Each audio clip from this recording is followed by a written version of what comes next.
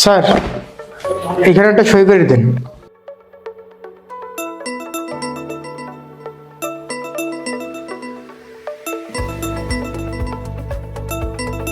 এক মিনিট।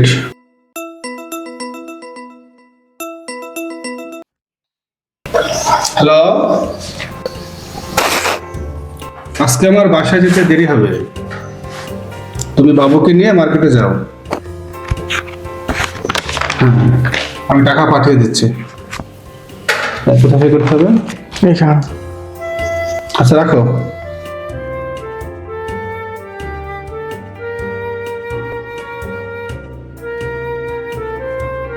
রাশেদ,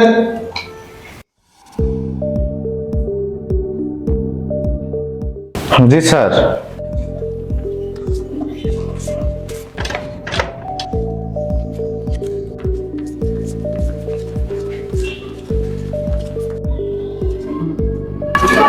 এই টাকাটা একবার ম্যাডামের কাছে দিয়ে আসো। জি স্যার। কি ব্যাপার রাশেদ সাহেব, টাকাটা না গুনিয়ে পকেটে রাখলেন যে? স্যার, আপনি টাকা আমার সামনে গুনে দিলেন, আবার আপনার সামনে টাকা গুনে নেওয়াটা বেয়াদবি হয় না স্যার? কেউ টাকা দিলে টাকা গুনে নিতে হয়, টাকা গুনে নেওয়া সুন্দর। আচ্ছা ঠিক আছে, তাড়াতাড়ি যান, আপনার ম্যাডাম ওদিকে অপেক্ষা করছে। জি স্যার, আমি এখনই যাচ্ছি। আসসালামু আলাইকুম।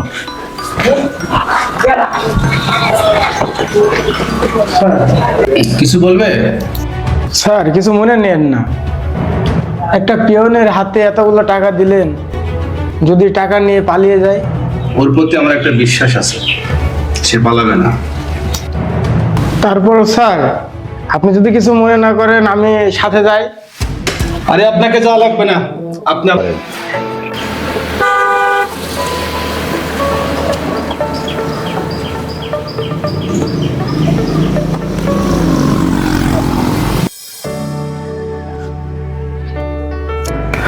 ও শিট, টাকাটা কেন যে আগে গুনে নিলাম না, গুনে নেওয়া উচিত ছিল।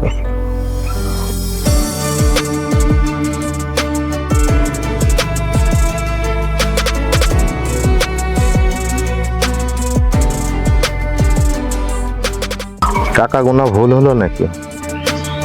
2000 টাকা বেশি হচ্ছে, দেখি আর একবার গুনে দেখি।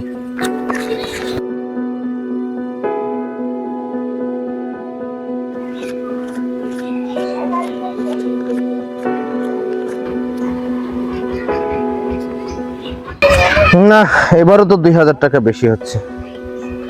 বিষয়টা কি বুঝতে পারলাম না তো। 2000 টাকা যখন বেশি হচ্ছে, এই টাকাটা আমি রেখে দিই, বাসায় যাওয়ার সময় আব্বার জন্য ওষুধ নিয়ে যাবো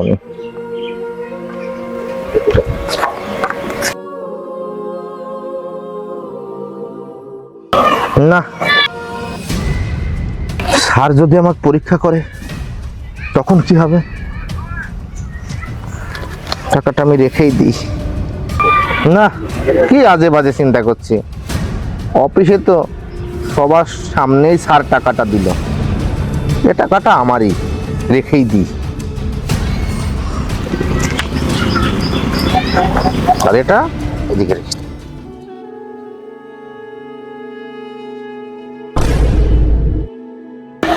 আচ্ছা বাবা, তুমি যে অনেকক্ষণ ধরে একা একা কি যেন বলছো, অবশ্যই আমি কিছু কথা শুনেছি, তারপরেও আমাকে খুলে বলো তো কি হয়েছে তোমার? চাচা, আমার অফিসের বস আমাকে 30,000 টাকা দিয়ে পাঠালেন ম্যাডামকে দিতে। এখন গুনে দেখছি চাচা, ওখানে 2000 টাকা বেশি আছে। তাই ভাবছি চাচা, টাকাটা কি রেখে দেব না স্যারকে ঘুরিয়ে দেব? টাকাটা ফেরত দেয় তোমার উত্তম হবে বাবা। চাচা, আমি যদি টাকাটা ফেরত না দিই তাহলেও তো স্যার বুঝতে পারবে না, আর এছাড়াও কেউ তো দেখছেও না চাচা। দুনিয়ার কেউ না দেখলে আমাদের ওই সৃষ্টিকর্তা মহান আল্লাহ তাআলা সে কিন্তু সবই দেখছে। এখন হিসাব দিতে না হলেও পরকালে ঠিকই এর হিসাব দিতে হবে। হুজুর, আমার মাথায় তো এটা আসেনি হুজুর। আপনি আমাকে বড় পাপের হাত থেকে বাঁচালেন হুজুর।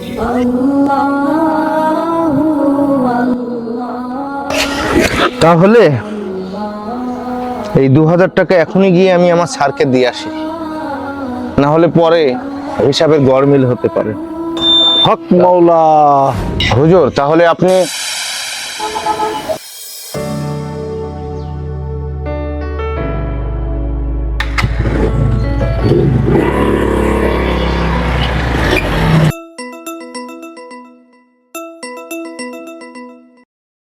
হ্যালো,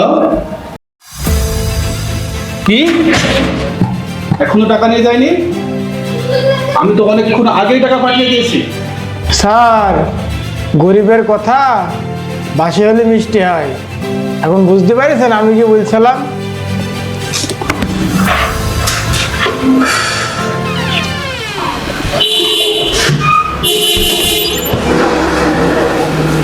স্যার,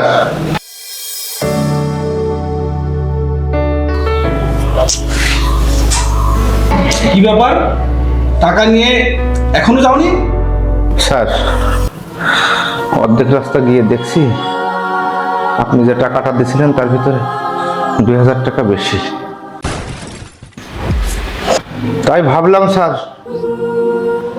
আপনার হিসাবে গড়মিল হতে পারে, তাই আপনার বেশি ওই 2000 টাকা আগে দিতে আসলাম স্যার। মকলেশ সাহেব, কি বুঝলেন? রাশেদ সাহেব, আমি আপনাকে পরীক্ষা করার জন্য 2000 টাকা বেশি দিয়েছিলাম। কি মকলেশ সাহেব, উনি তো পরীক্ষায় পাশ করলো নাকি? জি স্যার। স্যার আপনার বেশি 2000 টাকা স্যার। এই 2000 টাকা আপনি রেখে দেন। আপনি বাসায় যাওয়ার সময় আপনার আব্বার জন্য ওষুধ নিয়ে যাবেন।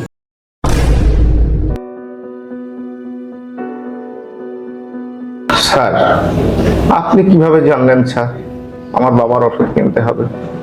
আমরা একই অফিসে এক একজন এক এক পদে চাকরি করি। দিন শেষে সবাই তো আমরা ভাই ভাই, কি ঠিক না?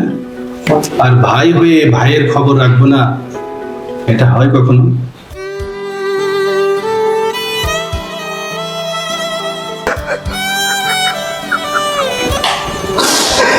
স্যার, আপনি আমার বড় ভাইয়ের মতো কাজ করলেন স্যার। আজকে যদি আমার বড় ভাই থাকতো, আজকে সে এই কাজটাই করতো স্যার। আজ কয়েক মাস যাবত আমার বাবা অনেক অসুস্থ স্যার। বিনা ওষুধে বিনা চিকিৎসায় আমার আব্বা বিছানাগত হয়ে আছে স্যার। আমি কিছুই করতে পারছি না টাকার জন্য স্যার। বসেন রাশেদ সাহেব, বসেন।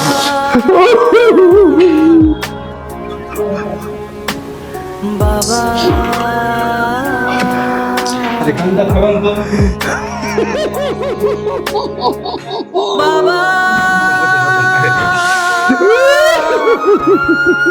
স্যার, রাশেদ সাহেব যে এত সৎ মনের মানুষ এটা আমি জানতাম না। কোনো ব্যাপার না, সবাই ভাই ভাই না, একটু ভুল তো হতেই পারে।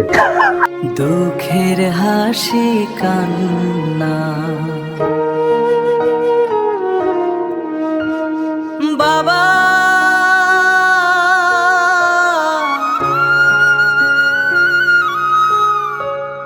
বাবা